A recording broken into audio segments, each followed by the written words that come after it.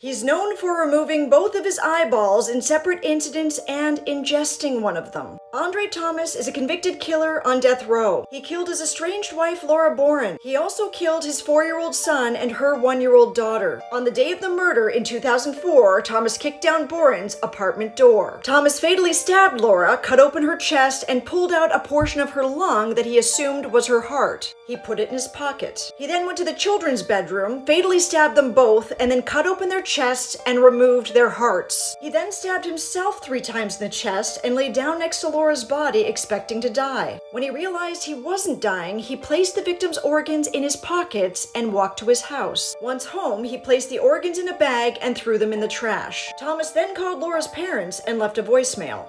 Sherry, this is Andre. I need y'all's help. Something bad is happening to me and it keeps happening and I don't know what's going on. I need some help. I think I'm in hell. I need help. Somebody needs to come and help me. I need help bad. I'm desperate. I'm afraid to go to sleep. So when you get this message, come by the house, please. Hello?